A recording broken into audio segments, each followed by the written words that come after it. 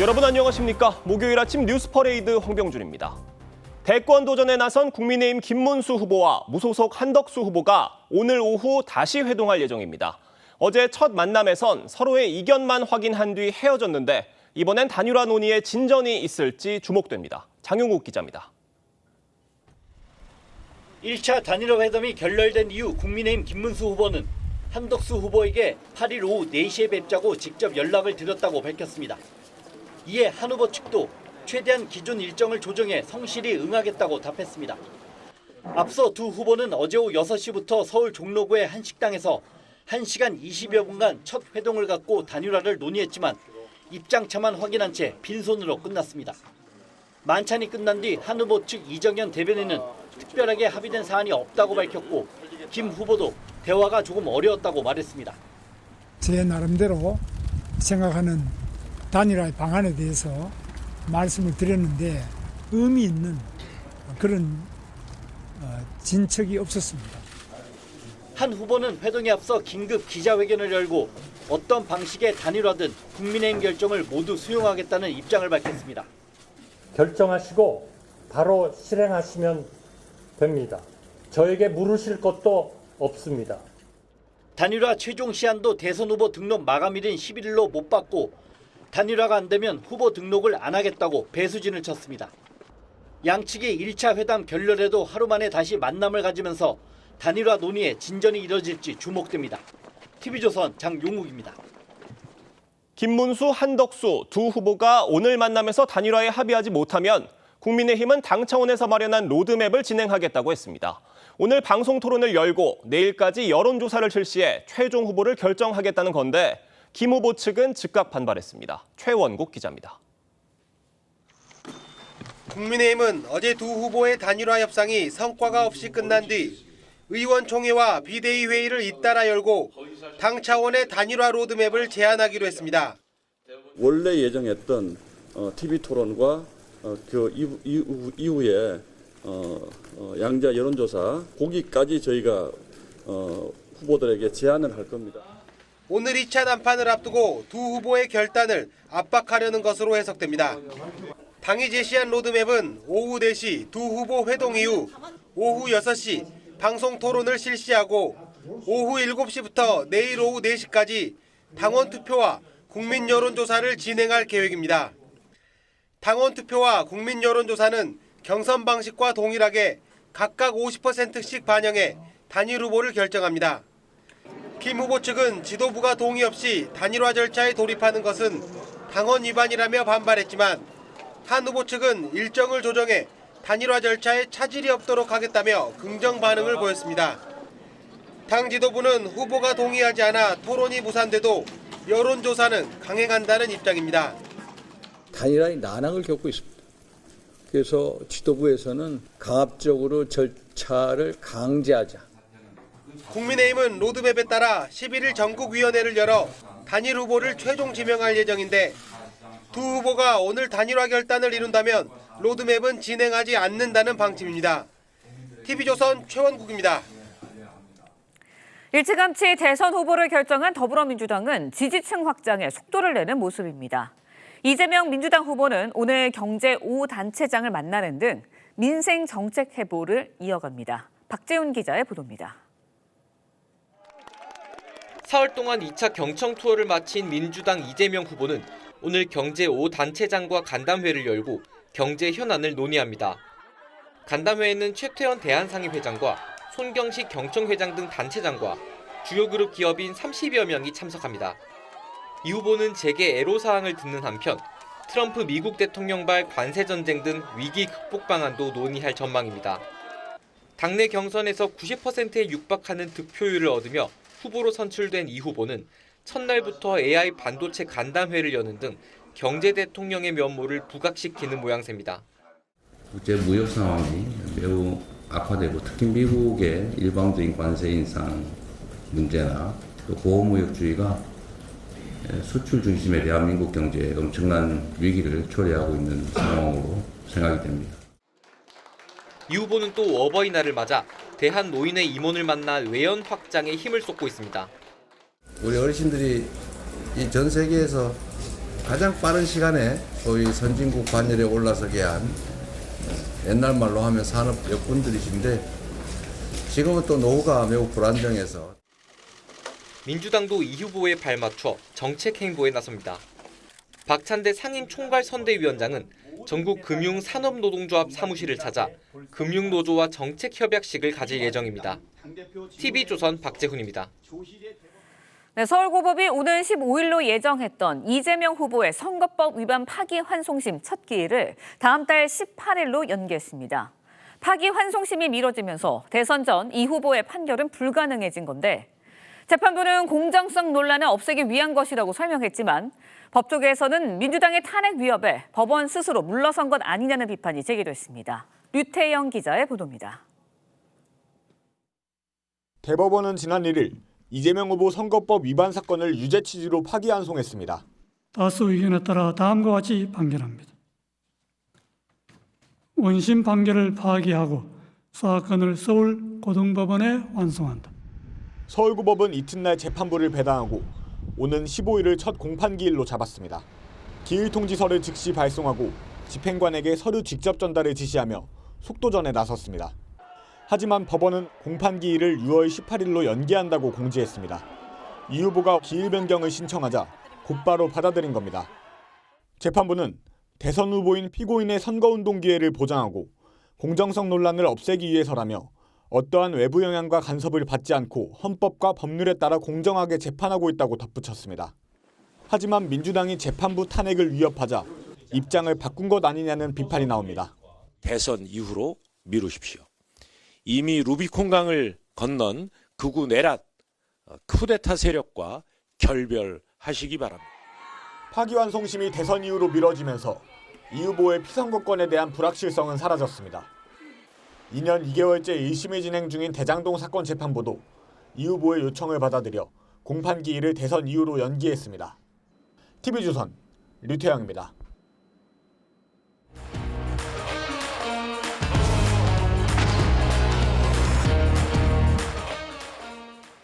대선이 26일 앞으로 다가왔는데요. 김문수 국민의힘 대선 후보와 한덕수 무소속 예비 후보 간의 단일화를 둘러싸고 진통이 거듭되고 있습니다. 네, 패널 4분과 함께 자세한 이야기 나눠보도록 하겠습니다. 송영훈 국민의힘 전 대변인, 강성필 민주당 부대변인, 정혁진 변호사, 조기현 변호사 함께합니다. 안녕하세요. 안녕하세요. 어제 한덕수 후보와의 독대 이후 김문수 후보 입장부터 들어보겠습니다.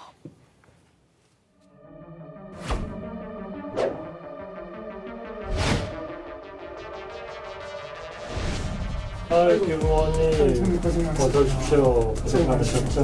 네. 우리가 좀 포즈를 취해줘야 되는 거예요. 잘 찍어주세요.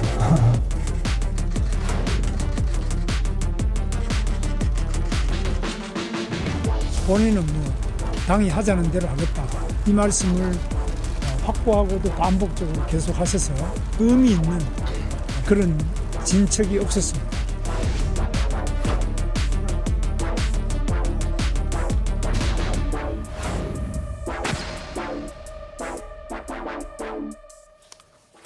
어제 담판은 이견만 확인한 채 별 성과 없이 끝났고요. 오늘 오후 4시에 2차 회동이 있을 예정인데 지금 이에 앞서서 김문수 후보 측에서 지금 50분 뒤입니다. 오늘 오전 8시 30분에 긴급 기자회견을 하기로 했습니다. 여기서 어떤 얘기할 것으로 보십니까? 지금 상황은 김문수 후보와 당 지도부 간의 단일화에 관한 입장이 상당한 차이가 있다는 것이 이제는 숨길 수 없는 상황이 됐죠. 그런 상황에서 지금 어젯밤에 그 전국위원회 소집 공고가 업데이트가 됐습니다. 거기 보면은 안건이 뭐라고 적혀 있냐면 대통령 선거 최종 후보자 결정을 위한 단일화 여론조사 실시 및 그 결과에 따른 대통령 선거 최종 후보자 지명의 건 이렇게 되어 있어요. 그런데 국민의힘의 책임 당원 그리고 경선 여론조사에 응한 국민들은 그 전당대회에서 후보를 선출하는 것이 최종 후보라고 생각했을 겁니다. 단일화라고 하는 것은 그 이후에 정치적 절차인 것이지 국민의힘의 법적 후보는 이미 확정이 된 상황이죠. 그런데 대통령 선거 최종 후보라고 표현을 하는 것은 한덕수 후보가 만약에 경선 여론조사에 승리를 하게 되면은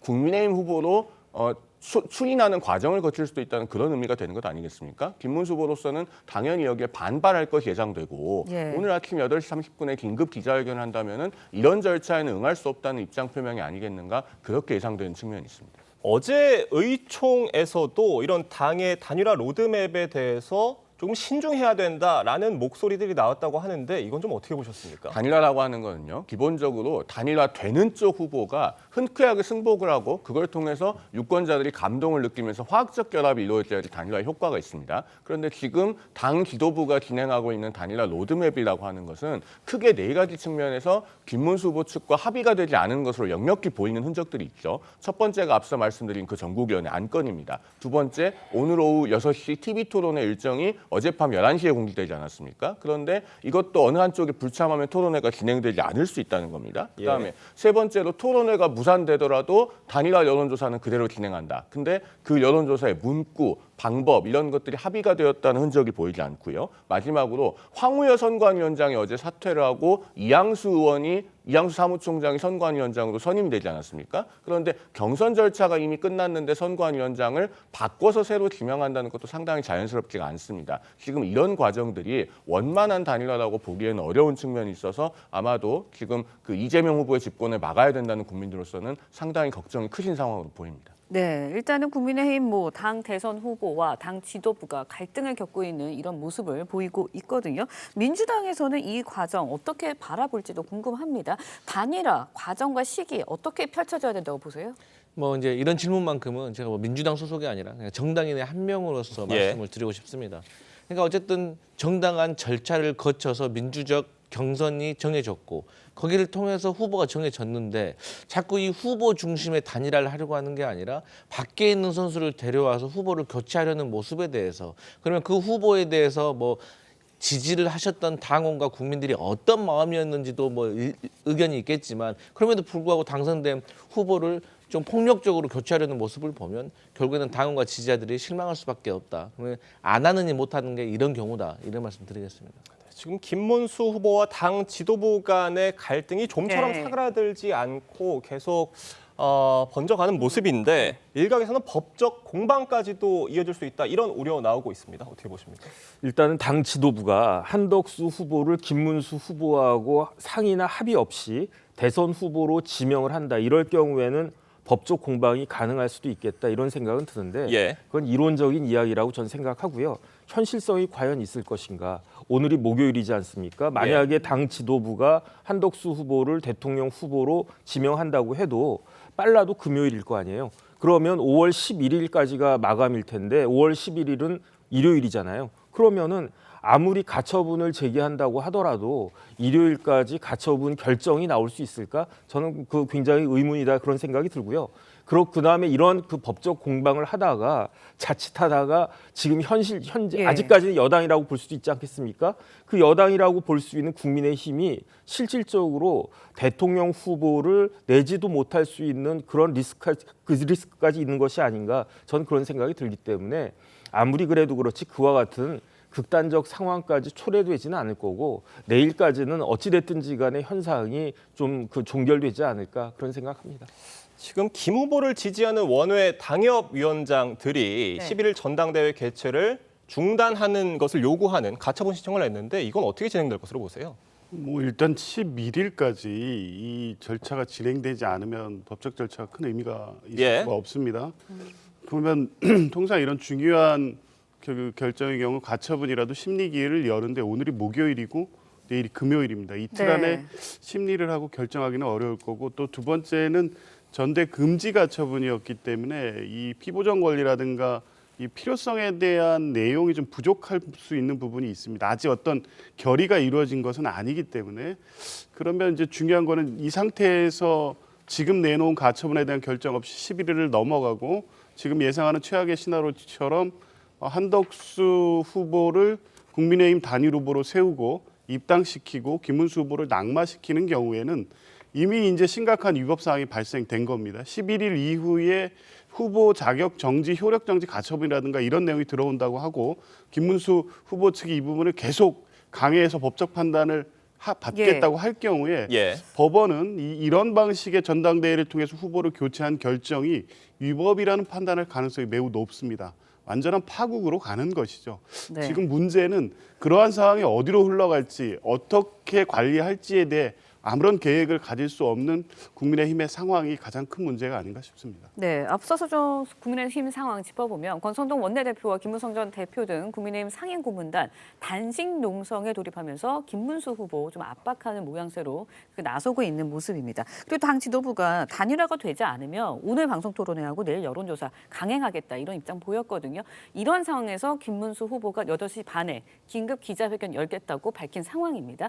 김문수 후보가 긴급 기자회견에서 밝힐 수 있는 카드 뭐가 있을까요? 현실적으로 카드라고 할 만한 것은 분명하진 않습니다. 예. 사실은. 어떻게 보면은 오늘 6시에 있는 TV토론에 응하지 않겠다는 입장 정도가 아닐까 싶은데요. 지금 당원과 국민의 우려가 굉장히 큰 상황이고 특히나 대선 후보가 당 지도부와 공개적으로 파열음을 빚는 상황에 대한 우려도 굉장히 클 겁니다. 그런데 다른 한편으로 보면요. 지금 이 단일화를 추진하는 과정이 굉장히 자연스럽지가 못하고 우리 정치권에서 상례를 찾아보기가 어렵습니다.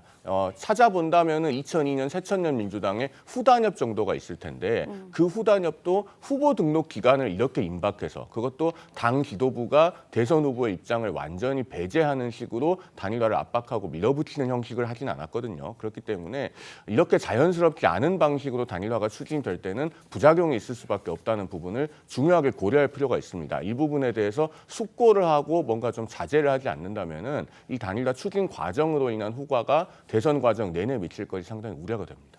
네. 한덕수 후보는요. 어제 단일화가 성사되지 않는다면 대선 본후보 등록을 하지 않겠다는 입장을 밝혔습니다. 목소리 들어보겠습니다. 저는 투표용지 인쇄 직전까지 국민들을 괴롭힐 생각이 전혀 없습니다. 정치적인 줄다리기는 하는 사람만 신나고 보는 국민은 고통스럽습니다. 도리가 아닙니다. 그런 짓 저는 하지 않겠습니다. 단일화가 이루어지지 않으면 저는 대선 본후보 등록을 하지 않겠습니다.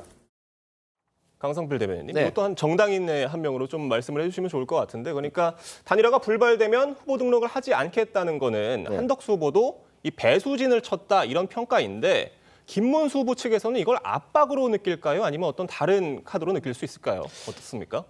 제 생각에 김문수 후보 측에서는 박수 칠 일입니다.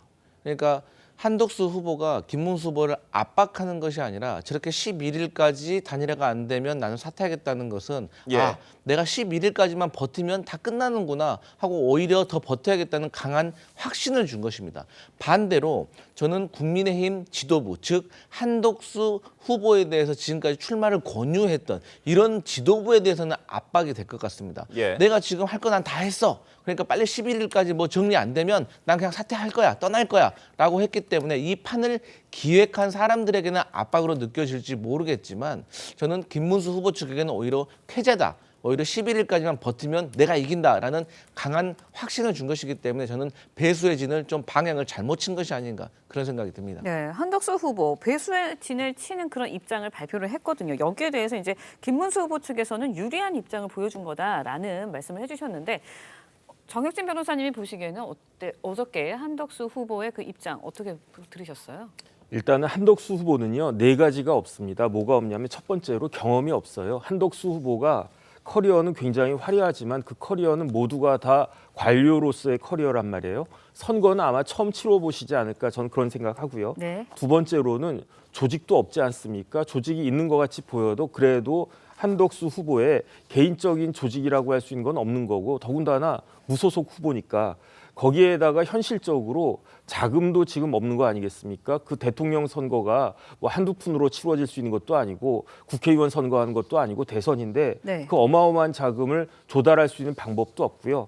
마지막으로 명분도 없지 않습니까? 어찌됐든지 간에 당에 의해서 공식적으로 경선을 통해서 선출된 후보는 아무리 김문수 후보가 본인의 말을 좀 시건했다라고 보여져도 그래도 법적으로는 그다음에 정치적으로는 그 김문수 후보가 국민의힘의 정식 그 당 후보니까 그러니까 또 명분도 없다 이렇게 볼 수밖에 없고 그렇기 때문에 대승적 차원에서 김문수 후보와 어떤 결정적인 뭔가가 일어나기 전까지는 만약에 시간이 흘러간다라고 하면 그러면 아마 그 한덕수 후보가 제가 보기에도 계속적으로 대통령 후보직에 나설 수 있는 그러한 그 동력은 상실될 가능성이 높지 않나 그런 생각 듭니다. 조기현 위원장님 어떻게 보십니까? 그러니까 한덕수 후보의 배수진 전략, 한덕수 후보에게 어떻게 작용할 것으로 보세요?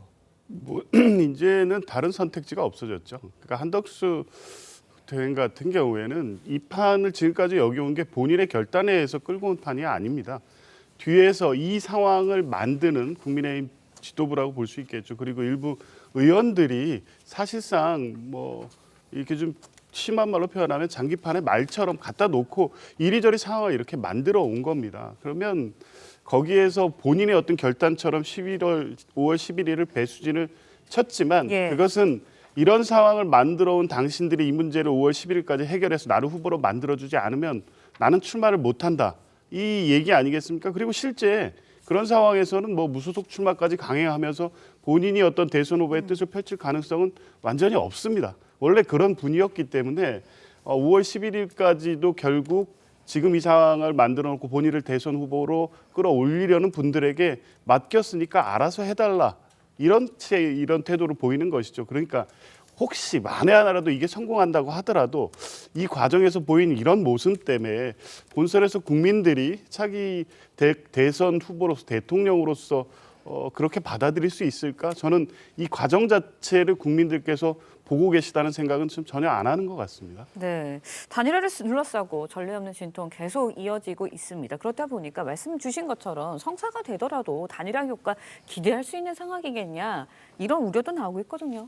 제가 앞서 말씀드린 부분이 바로 그겁니다. 단일화라고 하는 것은 매끄럽게 진행이 되면서 그 결과에 의해서 단일화 되는 쪽에 흔쾌한 승복을 요합니다. 그래야지 그 지지자들도 화학적 결합이 돼서 단일화의 시너지 효과가 나는 것이거든요. 그런데 지금 상황은 오히려 파열음만 크게 나는 것처럼 비춰져서 그런 시너지 효과를 기대하기 어려울 뿐더러 사실은 단일화라고 표현을 하지만은 만약에 한덕수 예비후보가 그런 여론조사에 승리한다고 하더라도 그 한덕수 예비후보를 국민의힘 후보로 선정하는 것이 법적으로 가능할지조차 의문입니다. 앞서 두 분은 그 가처분이 받아들여질 가능성이 회의적이다라는 의견도 주셨는데 저는 좀 다르게 보는 것이 이렇게 피보전 권리가 굉장히 중대하고 대통령 선거는 5년 만에 한 번씩 있는 것 아니겠습니까? 그리고 보전의 필요성이 급박하게 클 때는 법원이 가처분 결정을 하루 만에 내주는 사례도 있습니다. 그리고 급박할 때는 토요일에도 결정을 해요. 그렇기 때문에 과연 한덕수 예비후보로 후보를 교체하려는 시도가 성공할 수 있을지 저는 법적으로도 대단히 의문이고 설령 그것이 운 좋게 법적으로 성공한다고 하더라도 정치적으로 시너지 효과를 내기는 이미 어려운 상황이다. 그렇기 때문에 당 지도부가 현 상황을 다시 한번 돌아볼 필요가 있다고 생각합니다. 네, 저희가 이 시점에서 전화 연결을 한번 하고 다시 토크 이어가도록 하겠습니다. 앞서 전해드린 대로 국민의힘 김문수 후보와 한덕수 무소속 예비 후보가 어제 저녁 단일화 문제를 논의했지만 성과 없이 끝난 상황입니다. 어떤 상황이었던 건지 이 새누리당 대표를 지낸 이정현 한덕수 대선 예비후보 캠프 대변인 연결해서 자세한 얘기 나눠보겠습니다. 대변인님 나와 계십니까? 네, 안녕하십니까. 네, 이정현입니다. 안녕하십니까. 네, 어제 두 후보께서 1시간 넘게 그러니까 75분 동안 회동을 가지셨지만 요약을 해보자면 서로 간의 입장차만 확인하고 끝났던 자리였던 것 같습니다. 이 후보님께서 전에 들으신 어제 회동 분위기는 어땠습니까? 사실은 지금 여러 차례 만나자고 하다 4일 만에 후보로 확정된 지 4일 만에 뵀거든요. 저는 진전이라고 봅니다. 그저께 상황과 어저께 상황 전부 다 조금씩 앞으로 나가고 있고 저는 오늘 또 굉장히 많은 진전이 있으리라고 봅니다. 어저께는 만나서 서로 간에 그동안 입장을 좀 들어보는 그런 정도였고 사실 단일화라고 하는 거 과거 사례를 보면요. 몇 달씩 해야 될 일이거든요. 지금 몇 주도 아니고 며칠 만에 이루어지다가 보니까 다소 국민들 보기에는 좀 답답한 그런 점이 있지만 저는 두 사람의 의지, 단일화에 대한 의지가 워낙 강하고 지지자, 국민들 중에서도 우리를 지지하는 사람들의 굉장히 단일화에 대한 열망이 크기 때문에 저는 그런 걸 받아서 극적으로 이루어질 수 있을 거라고 봅니다. 그러니까 짧은 시간 안에 단일화를 하려다 보니 진통은 불가피한 측면이 있고 어제의 만남은 어찌됐건 진전이 있었다라고 평가를 해주셨는데 저는 만남 자체에 굉장히 진전이 있다고 봅니다. 네, 김문수 후보께서 조금 전에 발표를 해주셨는데 오늘 오전 8시 30분입니다. 조금 뒤인데 긴급 기자회견 하시기로 하셨거든요. 어떤 얘기할 것으로 예상하십니까? 글쎄요. 저희들은 전혀 파악이 안 되고 있습니다. 뭐 어떤 단일화 관련해서 입장을 내실 걸로는 당연히 예상이 되는데 당에서 이제 제안했던 단일화 로드맵에 대한 입장이 나올지도 주목이 되거든요. 김 후보께서 이와 관련해서는 좀 어떤 말씀하실 것으로 예상을 하세요? 저희들은 일단은 이제 말하자면 많은 우리 정치사의 단일화가 있었습니다. 예. 그러나 그때마다 다 상황과 상대가 대상자들이 달랐기 때문에 이번에도 다릅니다. 이번에 같은 경우는 국민의힘과 국민의 후보 그리고 무소속의 한덕수 후보 간의 단일화입니다. 따라서 우리는 당과 당 후보 사이에 이루어진 것에 대해서 무소속 후보가 이렇게 저렇게 관여할 수도 없고 개입할 수도 없습니다. 그건 당과 당 후보의 문제입니다. 그렇게 해서 결정된 안들에 대해서 우리는 단일화의 방식이나 절차나 어떤 형식도 당에서 결정해갖고 오면 그것에 다 존중하고 따르겠다. 우리가 어떤 의견도 따로 내지 않고 따르겠다라고 하는 것을 수차에 걸쳐서 또 처음부터 지금까지 변함없이 얘기를 하고 있기 때문에 예. 우리 김문수 후보님께서 이따 그걸 통해서 어떤 얘기를 하실 건지 아니면 또 그 당하고 후보님과의 어떤 이견이 있는지는 모르겠지만 그것은 그쪽에서 조절할 문제지 이쪽에서 관여하고 개입을 할 수 있는 게 도리로도 도덕적으로도 정치적으로도 맞지 않기 때문에 저희들은 지켜볼 뿐입니다. 네, 알겠습니다. 오늘 김문수 후보께서 직접 어떤 입장을 밝히실지는 저희가 잘 들어볼 필요가 있는 것 같은데 어제 맞습니다. 회동 이후에 캠프 실무진 간의 어떤 추가적인 협상이라든지 논의가 이어진 부분이 있습니까? 네, 어제는 사실상 제가 이제 그 두 분이 만났기 때문에 사실 내용을 깊이 모릅니다. 예. 그래서 우리 한덕수 후보께 마치자마자 여쭤봤습니다. 다시 만납니까? 그랬더니 아니 그런 얘기는 없었습니다. 그러더라고요. 그랬는데 아까 방금 말씀하신 대로 이후에 아주 밤늦게 그쪽에서 보도 자료를 통해서 오늘 4시에 다시 만나자라고 제안을 왔습니다. 저희들은 오케이, 너무 좋습니다. 다시 만나자고 하는. 그래서 오늘 우리는 대구 일정을 빡빡하게 대구 경북 일정을 잡아놨다가 일단 지금 새벽에 내려가셨습니다. 예. 가서 일정을 수행을 하다가 그쪽에서 4시에 만나자고 일방적으로 연락을 해왔지만은 우리는 나머지 일정들을 취소를 하고 4시에 맞춰서 서울에 올라와서 뵐 겁니다. 그쪽에서 만나자고 제안을 했으니까. 그래서 우리는 4시에 뵙다. 그게 만난 이후의 변화입니다. 그 자리에서는 다시 보자라는 말들이 없었었지만은 그 뒤에 이렇게 진전이고 변하고 이런 것들이 하나씩 앞으로 나가고 있다고 보고 희망의 불씨가 있다고 봅니다. 특히 우리 김문수 후보님은 아주 평생을 두고 애국을 생각을 하고 살아오셨습니다. 지금 이 상황도 국가나 국민, 청년들의 미래를 위해서 단일화를 하고 단일화를 해야 된 이유는 승리를 해가지고 뭔가 정치를 바꿔서 경제나 사회를 바꾸자라고 하는 한덕수 후보의 생각에 김문수 후보도 전적으로 동의하고 그래서 본인이 선거 기간 내내 김덕수라고 얘기를 하면서 끝나자마자 단일화를 하겠다라고 추진을 하겠다라고 했기 때문에 저희가 그 진정성을 믿고 또 그분의 약속, 국민들 약속, 또 지지자들의 약속을 믿고 저희들은 비록 시간이 얼마 없지만 여러 가지 방법을 통해서 꼭 단일화를 이루고자 합니다. 네, 어제 오늘 2차 회동에 대해서 이제 만나자고 하는 그 제안을 보도 자료를 통해서 이제 확인을 해주셨다고 말씀을 해주셨는데 지난 1차 회동 때는 김문수 후보, 한덕수 두 후보 간의 직접적인 통화가 있었던 것으로 알고 있는데 이번에는 따로 통화는 없었던 겁니까? 잘 지적을 하셨습니다.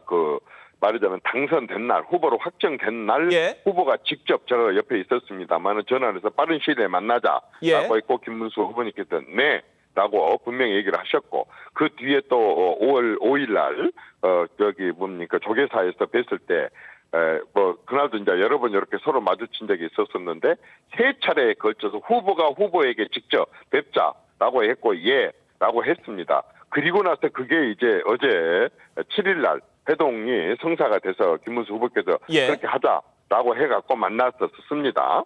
그런데 이제 오늘 만나면 뭐 한번 만나서 임으로 와서 그런지는 모르겠지만 후보 대 후보 간의 전화는 없었습니다. 그렇지만은 4시에 만나자고 했고 우리는 일정을 취소해서 대구에서 올라와가지고 뵐 생각입니다. 어쨌든 한덕수 후보는 룰에 대해서는 당에 전적으로 맡기고 이렇게 만남이나 이런 부분들에 대해서는 어쨌든 그쪽에서 제안하면 우리는 다른 일정을 조정해서라도 만나겠다는 아주 적극적인 그런 성의를 보이고 있습니다. 그러니까 오늘 2차 회동 관련해서 두 후보 간의 직접적인 통화는 이루어지지 않았다 이런 말씀을 주신 건데 오늘 회동이 오후 4시로 잡혔지 않습니까? 지난 1차 회동은 오후 6시로 잡히면서 그 시간을 두고 여러 가지 해석이 나왔는데 오늘 회동이 4시로 잡힌 거는 어떻게 좀 해석하세요? 글쎄 뭐 특별하게 해석할 의미가 있었는지 모르겠지만 두 번째 회동부터는 첫 번째 회동은 식사잖아요. 사실 식사하면서 좋은 얘기를 성과 있는 얘기를 나눌 수도 있지만 깊이 있는 얘기를 나누기가 좀 힘들 수도 있습니다. 그러나 오늘처럼 식사가 아닌 티타임을 통해서 한다고 한다면은 그야말로 대화에 집중을 할 수 있고 그 자체가 어저께 나눈 대화보다도 훨씬 더 진전되고 깊이 있는 대화를 나눌 수도 있다라고 하는 추측을 해 봅니다. 식사 시간에 만난 것보다는 훨씬 더 심도 있는 미팅이 될 수 있지 않나 이런 생각이 듭니다. 네. 그러니까 식사 시간에 만나는 것보다 조금 더 심도 있는 대화 가능할 것이다. 이렇게 전망을 해 주셨습니다. 어제 단일화 찬반 당원 여론조사가 진행이 됐고 그 결과가 나왔는데 이거에 대해서도 한번 여쭤볼게요. 82.8%가 단일화가 필요하다고 답을 했고요. 5월 11일 이전에 단일화가 필요하다는 데는 86.7%가 나왔습니다. 이 결과 한 후보 캠프 측에서는 어떻게 보고 계십니까? 저는 얼마나 열망이 강한가라고 하는 것에 대한 얘기를 하고 싶습니다. 사실 민주당의 경우에는 한 후보가 90%, 89% 이런 지지를 받았습니다. 좋아 보이기는 하지만 그건 당의 다양성과 다원성이 과연 있는 것인가라고 하는 의심을 하게 합니다. 그런데 이 경우는 누구를 지지하고 말고를 떠나서 단일화에 대한 82%, 83%, 심지어는 또 86%까지 이렇게 나온 것을 본다고 한다면 지지자들과 또 단일화가 돼가지고 우리 당 쪽을 지지하기를 바라는 그런 일반 국민들의 열망이 정말 하늘을 찌를 것 같다는 그런 생각이 듭니다. 다른 한편으로 얘기하면 이러한 단일화의 열망과 요구를 외면했을 때 받을 수 있는 정말 그 비난과 그 화살을 어떻게 피할 수 있을 것인가. 무지막지하게 책임감을 후보 측, 양 두 후보 측에서는 이 단일화에 대한 책임감 또는 단일화에 대한 어떤 그 열망을 받아들이는 그런 강도가 이번 여론조사 결과로 굉장히 크게 그 어떤 압박의 효과가 있을 수도 있을 거라고 생각을 합니다. 이런 정도라 그런다면요. 정치하는 사람들은 이유야를 막론하고 내유 분리를 떠나서 받아들여야 됩니다. 51% 당선되거나 3표 차이로도 당선돼갖고라도 하는데 이렇게 83%, 86%라고 하는 것은요. 정말 이것은 외면했다가는 정말 큰 일을 당하게 됩니다. 이거 우리가 한 사례가 있지 않습니까? 그렇게 국민들의 열망을 갖고 60항쟁을 해가지고 했는데 김대중, 김영삼, YSDJ가 단일화를 못해가지고 다른 쪽에다 승리를 넘겨줬습니다. 돌아가신 뒤에도 그 부분에 대해서는 지금도 비난을 받고 있습니다. 그럴 정도 상태이기 때문에 아까 83, 86이라고 하는 이런 그 단일화에 대한 국민의 열망 이 부분에 대해서는 두 후보가 굉장히 이것에 대해서 무겁게 받아들여야 된다고 생각합니다. 네, 이런 상황에서 어제 한덕수 후보가 단일화가 11일 전에 이루어지지 않는다면 본 후보에 등록하지 않겠다라고 말씀을 해주셨잖아요. 그런데 오늘 2차 회동에서도 어떤 단일화에 대한 합의점을 찾지 못한다면 그 이후에 한 후보 측의 전략은 어떻게 되는 겁니까? 어쨌든 오늘이 지금 8일입니다. 오늘 하루 또 9일. 저는 최소한도 10일까지는 한 후보가 이 부분에 대해서 우리는 끊임없이 노력을 할 겁니다. 아까처럼 그렇게 많은 열망이 단일화를 국민들이 바라건다고 한다면 정치가 국민들의 지지 없이 한 발자국이라도 나갈 수 있고 자기가 할 수 있는 일이 뭐가 있겠습니까? 그렇다고 한다면 우리는 지금 남은 이틀은 평상시에 20일 이상으로 보고 저희들은 최선을 다해서 어쨌든 당에서 내려준 그런 결정에 따를 것이고 또 김 후보 측에다가도 같이 단일화를 위한 노력에 대해서 끊임없이 제안하고 이렇게 해가지고 극적으로라도 드라마틱하게라도 저희들은 그 성사를 이루고자 합니다. 우리는 그 아까 11일 얘기한 것은 진짜 배수진입니다. 배수진이고 절대로 국민 그의 열망을 외면하지 않겠다. 우리가 정했던 단일화는 대선에 승리하기 위한 것이고 대선에 하려고 하는 것은 정치를 바꿔서 그야말로 개헌을 통해서 그야말로 우리는 경제 위기, 사회 위기를 반드시 극복하겠다고는 의지의 그 표현이었었으니까 11일까지는 반드시 이루도록 하려고 하는 아주 강한 의지의 표현, 또 그렇게 보셨으면 좋겠습니다. 알겠습니다, 대변인님. 오늘 시간 관계상 전화 연결은 여기서 마무리를 하고요. 이따 8시 30분에 진행되는 김문수 후보 즉 긴급 기자회견 잘 들어보도록 하겠습니다. 오늘 말씀 잘 들었습니다. 네, 고맙습니다. 감사합니다. 네, 송영훈 대변인님. 전화 연결 지금 이정현 대변인과 전화 연결을 해봤는데 일단 김문수 후보의 긴급 기자회견 내용은 저희가 이따가 잘 지켜봐야 될 것 같고요. 일단 한 후보 측에서는 오늘 2차 회동에서 어떻게든 합의점이 있을 것이다라고 예측을 하고 있는 것 같습니다. 어떻게 보십니까? 상황으로 봤을 때는 무소속 한덕수 예비후보 측의 희망사항이 될 가능성이 높죠. 지금 상황의 가장 본질적인 문제는요. 무소속 한덕수 예비후보가 정당 민주주의의 기본이라고 할 수 있는 경선 절차를 우회했는데 그것에 대한 납득할 만한 답이 아직까지 없는 것입니다. 비유하자면요. 전교회장 선거를 하는데 반에서 나가겠다는 학생들이 여러 명이어서 그 반 학생들끼리 누구를 대표로 전교회장 선거에 내보낼 것인지를 뽑았습니다. 그런데 담임 선생님이 A라고 하는 학생이 저쪽 학교에서 전학을 온다고 한다. 아직 전학생이 학교에 오지도 않았습니다. 그런데 온다고 하니 지금 뽑힌 학생은 이 A라고 하는 전학 예정 학생과 다시 한번 겨뤄라라고 하는 상황인 것이죠. 그 뽑힌 학생이 쉽게 수긍할 수 있겠습니까? 그리고 짧게 덧붙이면 그 어제 실시된 당원 여론조사 결과 18만 2,256명이 후보 등록 전까지 단일화를 하는 것이 바람직하다고 응답을 했는데 이것은 전체 경선 선거인단 책임당원의 23.8%밖에 안 되고요. 결선 투표 때 투표했던 책임당원의 45.3%. 그러니까 과반이 채 되지 않는다라는 점을 덧붙여서 말씀드립니다. 알겠습니다. 강성필 대변인님은 방금 전화 연결 어떻게 들으셨습니까? 그러니까 이제 지금 이 단일화가 정말 잘 될 것인가에 대한 전망이 우리 이정현 대변인 목소리를 들어보니까 좀 어두워 보이는 것 같아요. 본인은 계속 희망적으로 말을 하려고 하지만 이 듣는 이로 하여금 별로 희망적으로 느껴지지가 않아요. 그리고 특히나 오늘 아침 8시 30분에 김문수 후보가 기자회견을 한다고 했잖아요. 통상 저희가 정치권에서 이렇게 무리하게 이른 시간에 한다는 것은 뭔가 좀 결단이 있는 건데 이 결단이라는 것이 단일화 과정에 절대로 긍정적인 시그널을 주는 건 좀 아닌 것 같다. 저는 그렇게 느껴집니다. 일러도 너무 이른 시간인 것 같다는 말씀이십니다. 알겠습니다. 저희가 다음 소식으로 넘어가 보겠습니다. 오는 15일로 예정됐던 민주당 이재명 후보의 선거법 파기환송심 재판이 대선 이후로 연기됐습니다. 이 후보는 합당한 결정이라며 환영의 뜻을 밝혔는데요. 이 후보 입장 들어보겠습니다.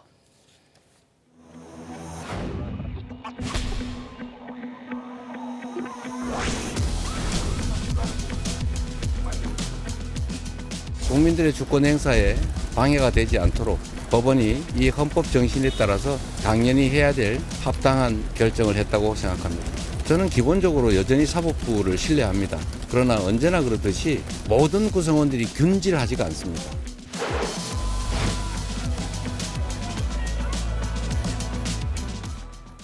이재명 후보가 그제까지는 본인의 처지를 어떤 조봉암 선생과 김대중 전 대통령에 비유를 하면서 사법살인을 당할 위기에 처해 있다고 얘기를 했었는데 어제는 다시 재판부를 존중한다고 얘기를 했습니다. 이런 이재명 대표의 반응과 함께 어제 사법부의 결정까지 평가를 좀 해주신다면요? 글쎄요. 그 이재명 후보에 대한 대법원의 파기환송심 그 선고가 5월 1일에 나왔습니다.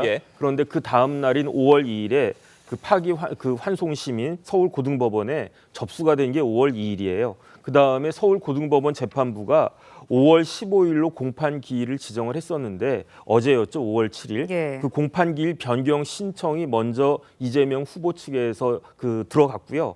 이거를 수용해가지고 어제 6월 18일로 공판 기일이 변경이 됐는데 이재명 후보에 대한 재판이 왜 이렇게 빨리 됐었어야 됐는가? 왜냐하면 이재명 후보가 만약에 유죄가 나온다라고 하면 100만 원 이상의 벌금형이 나온다라고 하면 피선거권 자체가 박탈이 되는 것이기 때문에 그러니까 만약에 피선거권 자체가 박탈이 된다라고 하면은 우리 국민들은 뽑아서는 안 될 사람을 뽑는 그런 황당한 결과가 되지 않겠습니까? 그러니까 피선거권이 있는지 여부를 법원에서 삼권 분립의 원칙에 따라서 결정을 해야 된다. 이게 지금까지의 모든 그 이유였는데 그럼에도 불구하고 지금 현실적으로는 그렇게 되지 않지 않습니까? 그러니까 객관적으로 이재명 후보에 대한 그 최종적인 그 대법원 판결 제3고심까지 그 6월 3일 대선 전까지 나올 확률은 없는 거고요. 그다음에 그 만약에 민주당 쪽으로 그 정권이 교체가 되면 이런저런 법 개정을 통해서 아무리 지금 무슨 행동을 해봤자 의미가 없는 것이다라고 볼 수밖에 없기 때문에 서울고등법원 재판부에서는 그냥 고육지책으로 이렇게 할 수밖에 없었던 것이라는 생각이 들고 이것이 올바른 것인지 여부를 떠나서 과연 이 고등법원 재판부에 누가 돌을 던질 수 있겠는가 저는 그냥 개인적으로 그런 생각이 들었습니다. 네, 강성필 대변인님께 여쭤볼게요. 네. 일단 상권 분립 침해 아니냐 이런 지적해 주셨거든요. 이 부분에 대해서 민주당에서는 어떻게 보고 계세요? 네, 제 민주당 입장에서는 대법원이 먼저 상권 분립을 침해했다고 보는 거죠. 그러니까 대법원에서 이재명 후보에 대한 파기 환송에 대해서 결론을 내리면서 뭐라고 했냐. 유력한 대선 후보의 불확실성을 제거하기 위해서다라고 말씀을 하셨어요. 그런데 결과적으로 이게 제거가 된 게 아니라고 저희는 생각을 하고 오히려 헌법 116조에 있는 선거운동은 균등한 기회가 보장돼야 된다는 이 헌법 원칙에 저희는 위배가 된다고 생각을 하는 거예요. 그러니까 이러한 결과 이후에 아무런 불확실성이 제거되지 않고 오히려 혼란이 가중되었고 또 100만 명 가까운 당원과 국민이 선택해준 투표를 통해서 선택해준 이재명 후보가 선거운동을 하는데 이건 침해받은 거예요. 어떤 그 후보 같은 경우는 선거운동을 할 때 이재명 후보는 공식 선거운동 동안 5번이나 재판을 받으러 가야 되는 이 모습들을 보면서 네거티브 아이템으로 제공될 수가 있는 것이거든요. 그렇기 때문에 저희는 늦었지만 저희는 대법원이 이 판결을 연기한 거에 대해서 법원이 판결을 연기한 거에 대해서 환영한다 이런 입장입니다. 조기현 부위원장님, 그러니까 이번 연기 결정에 대해서 민주당의 재판부 탄핵 압박이 있고 나니까 재판부가 이것에 대해 굴복한 거다라는 평가도 나오고 있습니다. 이 평가는 어떻게 들으십니까? 저는 대법원이 그 민주당이 이 5월 1일 이 대법원 파기환송 결정을 했을 때의 이 반응이라든가 이런 걸 걱정했다면 그런 선고 자체를 하지 않았을 것으로 봅니다. 이 파기환송 결정을 할 때에는 이미 어제 서울중앙지법 부장판사가 공개적인 글로 입장을 밝혔던 것처럼 이재명 후보의 후보 자격을 박탈하거나 적어도 선거에 영향을 미쳐서 낙선시키려는 목적이 분명했다고 보여지기 때문에요. 이제 그런 부분을 고려해서 또 그거에 따른 민주당의 비판 때문에 다시 이게 잘못된 판단이었구나라고 걷어들인 게 아닙니다. 간과한 게 있습니다. 국민들의 분노와 저항이었던 거죠. 지금 100만 명이 이틀 만에 대법원 대법관들의 로고 기록을 공개하라고 하고 있습니다. 그것이 그냥 기록을 받느냐 안 받느냐 이걸 한번 살펴보겠다는 게 아닙니다. 잘못된 결정에 대해서 분노하고 있는 민심이고요. 서초동에 매일 집회가 열리고 있습니다. 결정적으로 법원 내부에서 판사들이 적극적으로 입장을 밝히고 있습니다. 이 반이재명 정치투쟁의 선봉자이라는 입장까지 나왔습니다. 이 결정에 대해서는 사법부의 이 독립을 지키려는 국민적 움직임, 법원 내부의 움직임에 의해서 어쩔 수 없이 대법원이 또 서울고등법원이 물러선 것이지 민주당의 어떤 압박에 의해서 그런 결정을 했다. 동의하기 어렵습니다. 네, 민주당의 압박에 의해서 그런 결정한 거 아니다. 동의하기 없다라는 입장이거든요. 송영은 변호사님께 여쭤볼게요. 이 입장에 대해서는 어떻게 들으셨어요? 제가 봤을 때는요. 어제 서울고등법원의 공판기일 변경은 사법 기억의 날이라고 기록될 만한 일이다. 저는 그렇게 생각합니다. 사실 법원에서요. 선거운동 기회를 보장하고 공정성 논란을 없애기 위해서라고 이유를 밝혔는데 공판기일을 지정할 당시에도 5월 15일은 선거운동 기간 내에 들어있었습니다. 그리고 이재명 후보는 민주당 후보로 선출된 상태였죠. 그런데 공판기일 변경하는 결정을 내리기 사이에 어떤 일이 있었습니까? 민주당에서 공개적으로 5월 10일까지 모든 공판기일 변경해라. 그렇지 않으면 대법원장 탄핵을 비롯해서 각종의 수단을 불사하겠다는 입장을 공공연히 밝혔습니다. 그것은 이미 공판기일을 지정해놓은 개별 재판부들을 구체적으로 협박한 것이나 다름이 없어요. 그런 상황에서 공판기일을 변경했기 때문에 이것은 정말로 법원이 거대 정당의 압력에 굴복했다 이렇게 비춰질 수밖에 없는 것이고 지금 민주당은 형사소송법을 공공연히 개정하겠다고 하고 있지 않습니까? 그러면 그 법이 통과되고 공포되면 재판을 못합니다. 법원이 재판을 포기한다면은 존재의 이유도 포기한 것이다. 저는 그렇게 말씀드리지 않을 수가 없습니다. 네, 정혁진 변호사님께 여쭤볼게요. 지금 짚어주셨지만 대통령 당선 때 공판 절차 정지하도록 한 형사소송법 개정안 민주당 주도로 법사위를 통과했습니다. 이 후보가 이제 대통령이 되고 나서 이 법이 최종적으로 확정이 되면 5개 재판 받고 있는 거 모두 중단이 돼야 되는 건가요? 그렇죠. 법률 해석의 기준이 있거든요. 첫 번째는 학설이 있습니다. 그래서 다수설도 있고 소수설도 있고 뭐 절충설도 있고 이렇게 되어 있는데 학설보다 더 강력한 게 뭐냐면은 판례거든요. 결국은 분쟁이 있으면 법원으로 가는데 그 법원은 대법원의 판례에 의해 가지고 판단을 하기 때문에 그런데 판례보다도 더 우선하는 게 뭐냐면 법 규정이거든요. 우리나라 헌법 84조에 대통령은 소추되지 않는다 이렇게 되어 있는데 다수설은 누가 뭐라고 해도 소추는 기소다 이렇게 생각하고 있어요. 저도 그렇게 생각을 합니다. 왜 그런가? 우리나라에서 헌법과 관련된 가장 권위 있는 그 책이 어떤 책이냐면 헌법 주석서거든요. 제가 헌법 주석서 찾아보니까 소추는 기소다 이렇게 되어 있어요. 하지만 만약에 형사소송법이든 법원조직법이든 무슨 법이든지 간에 개정해가지고 대통령은 재임 기간 중에 어떠한 재판도 받지 않는다. 기존의 재판이든 새로 생기는 재판이든 내란죄와 외환죄 빼고는 이렇게 딱 규정을 해버리면은 그럼 학설이 아무런 의미가 없어요. 제가 기사를 보니까 법무부에서 뭐 대통령직이 범죄 도피처로 전락할 수 있다 이런 의견을 냈다라고도 하는데 그래봤자 그건 법무부의 의견일 뿐이고요. 그 결국은 법이 개정이 되고 그 법이 통과가 되면 거기에 법원은 따를 수밖에 없을 것이다. 그렇게 볼 수밖에 없지 않나 싶습니다. 어제 공직선거법에서 행위 부분을 삭제하는 선거법 개정안도 민주당 주도로 처리가 됐습니다.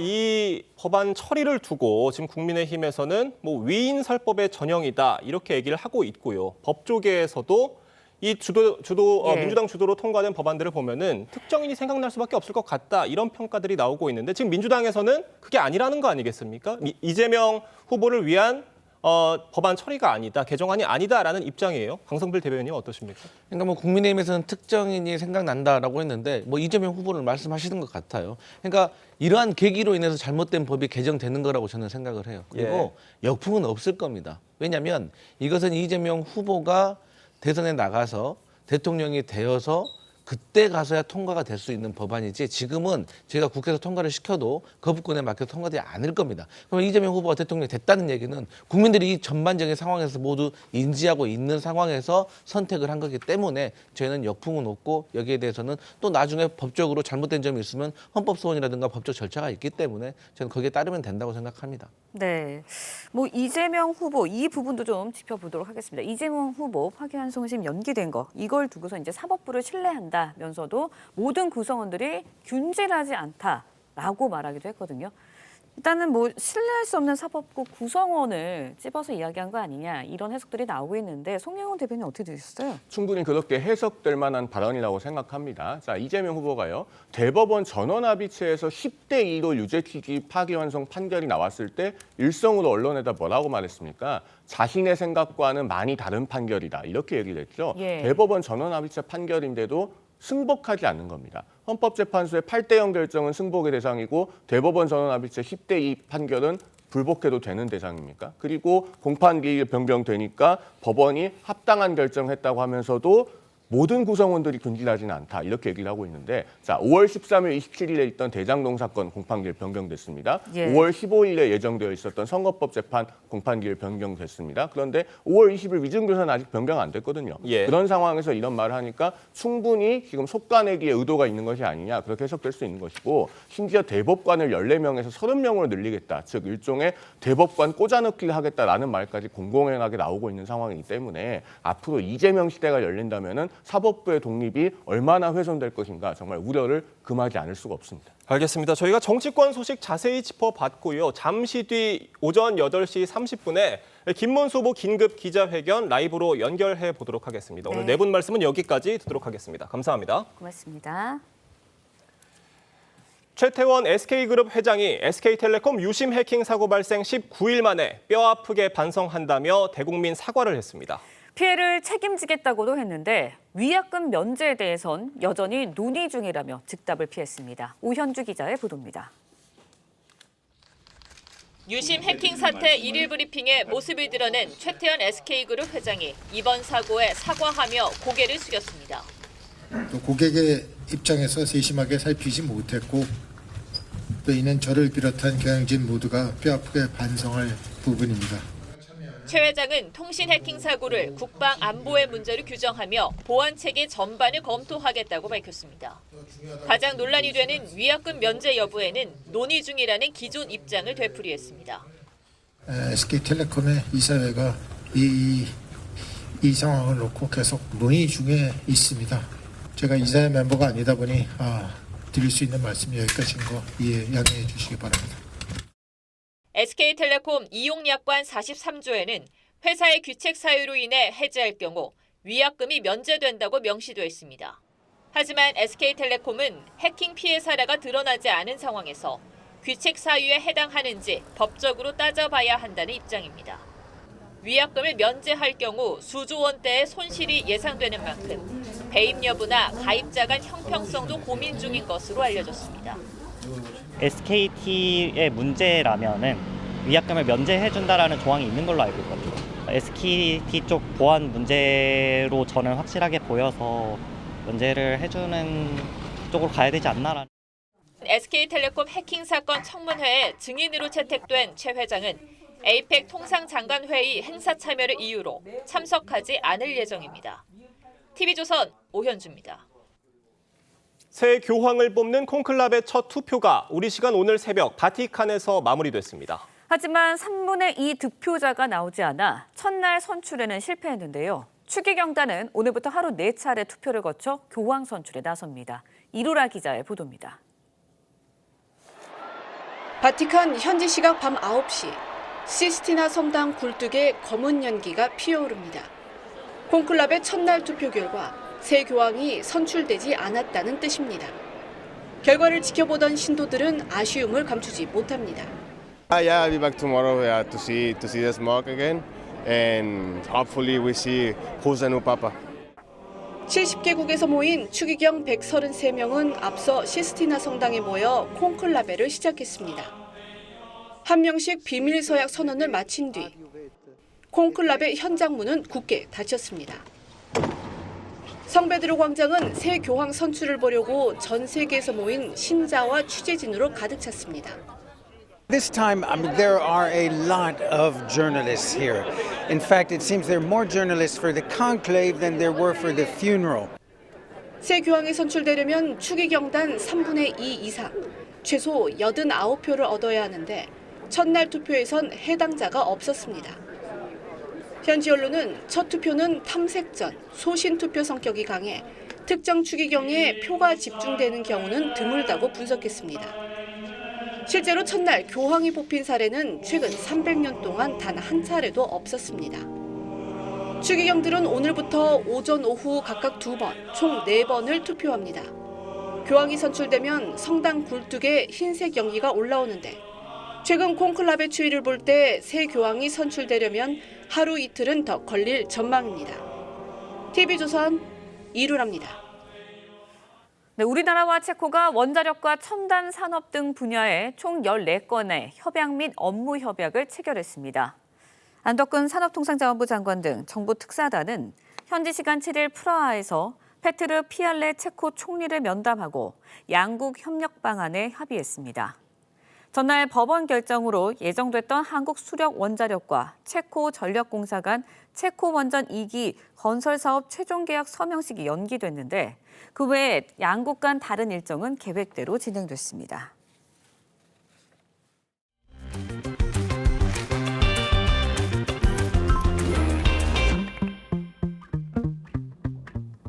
화제 이슈를 콕 집어 파헤쳐보는 아침의 픽입니다.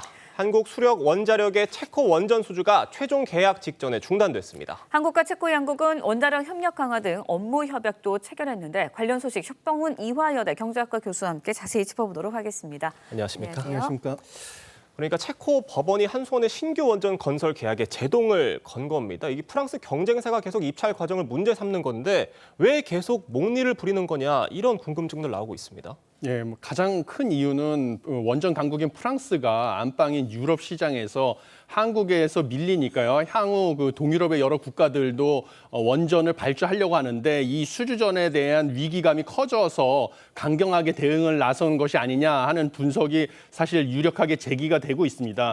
사실 프랑스 전력공사 같은 경우는요. 이번 사업 과정에 공정하지 못했다고 주장을 하고 있습니다. 그 근거가 무엇이냐면 한수원이 제시한 조건, 원자로 공급 가격을 100% 고정한 것이 실현 가능하지 않다. 그래서 사실은 한국 정부가 보조금을 제시한 것이 아니냐, 이게 경쟁을 왜곡했다라는 주장을 하고 있는데요. 이 주장은 사실은 체코의 경쟁 당국인 경쟁보호청에서 사실 이의 제기를 최종적으로 기각을 했습니다. 그래가지고 받아들여지지 않자 이제 법원에다가 본안 소송을 제기하고 이번에 가처분 결정을 받아낸 것입니다. 그래서 이것도 사실 몽리라고 볼 수가 있는 건데요.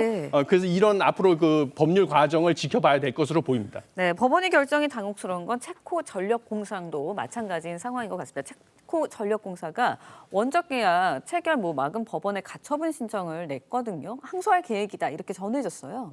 예, 그렇습니다. 당연히 이렇게 되면 공사 기간이 늘어지게 되기 때문에요.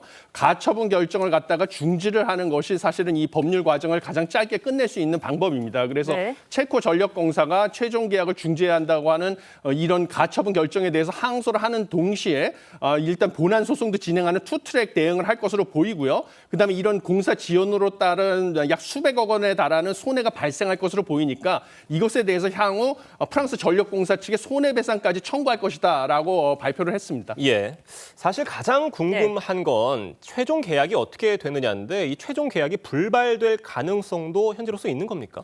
현재로서는 최종 계약이 불발될 가능성은 극히 낮다 이렇게 보고 있습니다. 체코 정부 쪽에서도요. 이것은 행정 절차의 문제일 뿐 계약 당사자를 바꿀 가능성이 없다라고 이렇게 수차례 밝히고 있습니다. 지금 프랑스 전력공사가 문제 삼는 게 두 가지인데요. 입찰 과정에서 건설 단가, 그다음에 입찰 과정에서 공정성 이런 것들의 문제를 삼고가 있는데요. 공정성 부분에서는 체코 경쟁 당국에서 이의가 없다라고 이미 기각 결정을 내렸고요. 그다음에 건설 단가 같은 경우도 한수원의 원전 건설 비용이 이 프랑스에서 제시한 것보다 절반 이상 저렴한 것, 이것이 사실 한국 정부의 보조금 때문이 아니냐 이렇게 의구심을 제기하고 있는데 이것도 역시 체코 경쟁 당국에서 이미 기각 결정이 내려진 사안입니다. 그러다 보니까 이것이 뒤집힐 가능성은 극히 낮다 이렇게 보고 있습니다. 네, 체코에서도 총리까지 나서서 체코 원전 본계약 지속하겠다 추진 의지를 계속해서 밝히고 있거든요. 그리고 앞서서도 저희가 전해드렸지만 14건의 업무 협약 양국에서 체결한 거 그거는 계속해서 간다고 해요. 그러면 이제 긍정적인 시도다 이렇게 받아들여도 되는 걸까요? 예, 그렇습니다. 이번에 그 업무 협약 같은 경우가 사실은 앞으로 이 계약이 체결될 가능성을 더 높인 것이다 이렇게 저는 보고 있습니다. 이번에 체결된 업무 협약의 주요 내용을 보면요. 한국 체코 원전 산업 협력 약정, 원전 터빈 및 보조기기 공급, 신규 원전 협력 등 12개 계약이 진행됐는데 이런 계약에 의해서 총 사업비 중 일정 부분이 현지화되는 것이 보장이 됐습니다. 이것은 우리 기업뿐만 아니라 체코 기업에게도 이득이 되는 이런 기회가 된 것이거든요. 양국이 윈윈이 되는 협정이 체결된 것이기 때문에 앞으로 이 실제로 원전 계약이 체결될 가능성은 더 높아진 것이고요. 여기에 더해서 자동차 산업에서도 오스트라바 공과대학과 전략협약을 통해서 미래차 기술 상용화를 도모하겠다는 협약까지 체결이 됐기 때문에 양국의 경제 협력이 더 고도화돼가지고 이것이 실제로 원전 계약 체결의 가능성을 더 높였다 이렇게 보고 있습니다. 지금 우리 정부는 최종 계약 무산 가능성은 낮다고 평가를 하고는 있는데 이 돌발 상황에 잘 대비를 해야 될 것 같습니다. 지금 일어날 수 있는 돌발 상황 어떤 게 있습니까? 예, 가장 큰 돌발 상황은 이 법률 과정이 가처분 결정이 만약에 기각되지 않아가지고 이거 본안 소송으로 진행이 되면 길게는 수개월에 걸쳐서 본안 소송이 진행될 가능성이 있습니다. 그렇습니다. 그렇게 되면 10월 달에 예정된 체코 총선까지도 제 법률 과정이 종료가 되지 않는 것입니다. 그런데 지금 체코 총선 같은 경우는요. 야당이 지금 현재 여론조사 결과에 되게 유리하게 나오고 있는데 정권이 바뀔 경우에는 이 결정이 뒤집히는 게 아닌가 하는 것이 지금 가장 큰 우려가 되겠습니다. 실제로 이런 경우가 있었는데요. 2018년에 영국 무어사이드 원전 수주전에서 한국이 참여했다가 우선 협상 대상제로 선정이 됐었는데요. 뭐 탈원전 정책, 자금 조달 문제 등이 겹치면서 그 지위를 상실했던 경험도 있었고요. 체코 같은 경우도 테멜린 원전이 옛날에 무산됐던 경험은 있었습니다. 그래서 이런 게 유일한 돌발 변수가 되는데 현재 이번에 체코 원전 같은 경우는 체코 정부가 오랜 기간 원전 사업을 재검토했고 전력 수급 계획상으로도 자신들이 빠른 준공이 필요한 상황이기 때문에 체코가 급한 상황이라서 이런 게 체코 총선의 변수가 있다 하더라도 사실 계약이 무산될 가능성은 상대적으로 낮다 이렇게 보고 있습니다. 지금 일각에서는 우리 정부의 대응이 조금 안일했던 것 아니냐. 지금 국정 공백 우려가 있는 상황에서 좀 우리 정부 또 어떤 이 산자부의 대응이 다소 좀 아쉽다는 그런 평가도 있는 것 같습니다. 어떻게 평가하십니까? 예, 그런 측면도 좀 없지 않아 있습니다. 왜냐하면 최근에 국정 공백이 이어지는 상황이다 보니까요. 정부의 대응이 미흡했던 게 아니냐라고 봤는데 프랑스 전력공사에서 사실 유럽의 시장에서 한국에게 수주전이 밀리다 보니까 예상치 못하게 강경 대응을 했고요. 그다음에 우리가 체코 경쟁 당국에서 최종적으로 기각 결정 내린 것을 믿고 법원에서 이번에 가처분 결정을 받아들이지 않을 것이다라고 생각한 측면이 있어서 사실 대표단이 이미 비행기 탑승하면서 이동하는 중에 이 결정을 들었거든요. 그래서 이게 사전에 이 대응이 좀 제대로 이루어지지 못하고 허를 찔린 게 아니냐 하는 지적이 제기되고 있는데 저도 그 부분에 대해서는 동의하는 바가 있습니다. 네, 체코 원전 수주 최종 계약 제동이 이제 걸리면서 이 시공을 맡는 국내 건설업계도 뭐 비상이 걸린 거 아니냐 이런 우려들도 나오고 있습니다. 상황이 어떤가요?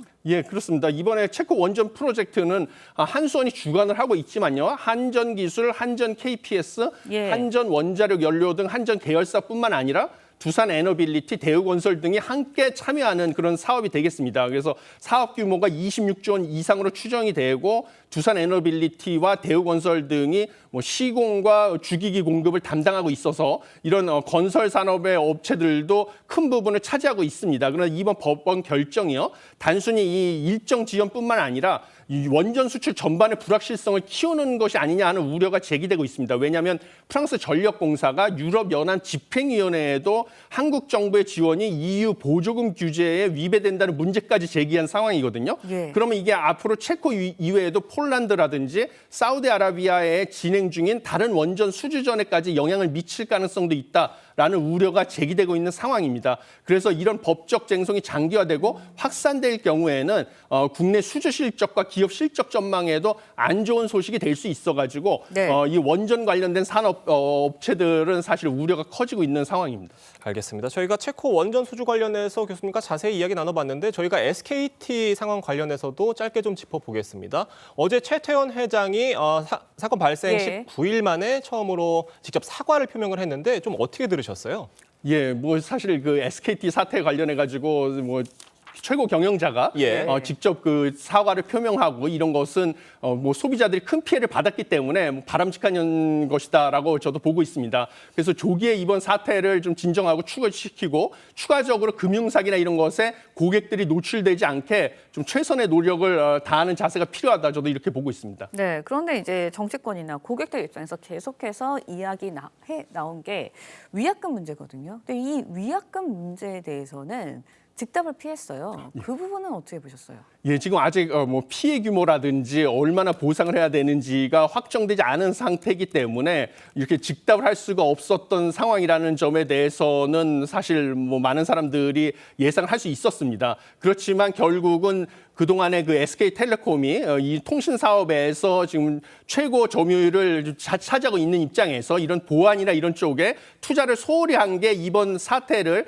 초래했다라는 비판을 지금 피하기 어려운 입장이고요. 그다음에 이 많은 소비자들에게 불편을 초래한 것이기 때문에 앞으로 위약금이나 이런 측면에서도 좀 기업의 입장에서는 좀 정당한 책임을 좀 이행을 해야 된다. 이렇게 보고 있습니다. 그래서 앞으로 그런 조치가 필요하다. 저도 이렇게 보고 있습니다. 지금 이 위약 해지 지지하는 분들이 이미 지금 많이 있고 계속 이어지고 있다고 하는데 앞으로 더 늘어나게 되면은 SKT에는 좀 어떤 영향이 있을 것으로 보세요? 예, 사실 그 고객 이탈이 불가피하다. 저도 이렇게 보고 있습니다. 그래서 현재 SKT가 통신 사업에서 사실 최대 점유율을 차지하고 있는데 뭐 LG U+라든지 한국통신으로 이제 고객 이탈은 불가피하다고 보고요. 이것을 막기 위해서 새로운 프로모션이나 이런 것들을 제시하고 있는데요. 그래서 뭐 통신업계에서도 뭐 판도가 바뀔 가능성도 있고 이것은 장기적으로 봤을 때도 우리 통신 사업에서 경쟁력이라든지 이런 것을 상승시키는 데 있어서는 오히려 긍정적인 방향으로 갈 수가 있다. 그리고 다른 업체에서도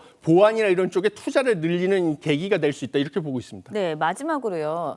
마지막은 아니고요. 해킹 부분에 대해서 궁금한 분들이 있거든요. 이게 진짜 해킹을 받은 건지 SKT 쪽에서도 계속 그 부분에 대해서 조사를 하고 있다고 전해지고 있습니다. 이 부분에 대해서는 어떻게 판단하세요? 예, 그 부분에 대해서는 사실은 이게 뭐 잡아내기 어려운 방식으로 들어와가지고 메인 서버가 정보가 유출이 됐다 이렇게 보고 있기 때문에 추가적인 조사를 통해서 밝혀질 것이라고 보고 있는데요. 결국은 무엇보다 중요한 것은 이런 사태를 미연에 방지하기 위해서 충분히 사전에 보안 시스템이나 이런 데에 투자를 늘려왔으면 오히려 이런 피해가 발생되지 않았고 많은 소비자들도 불편을 겪지 않았을 것이다라고 하는 측면에서 사실은 업계 점유율 1위였던 통신기업에서 좀 책임을 다하지 않은 게 아니냐, 투자를 소홀히 하였던 게 아니냐 이런 아쉬운 점이 남아있는 것은 사실이다 이렇게 보고 있습니다. 네, 알겠습니다. 석병훈 교수님과 경제산업 이슈 전반에 대해서 자세하게 이야기 나눠봤습니다. 오늘 말씀 감사합니다. 고맙습니다. 감사합니다. 네, 이상으로 목요일 뉴스 퍼레이드 마치겠습니다. 김문수 후보의 긴급 기자회견 소식은 이어지는 시사 프로에서 자세히 전해드리도록 하겠습니다. 네, 저희는 내일 아침 7시 30분에 다시 찾아뵙겠습니다. 시청해주신 여러분 고맙습니다.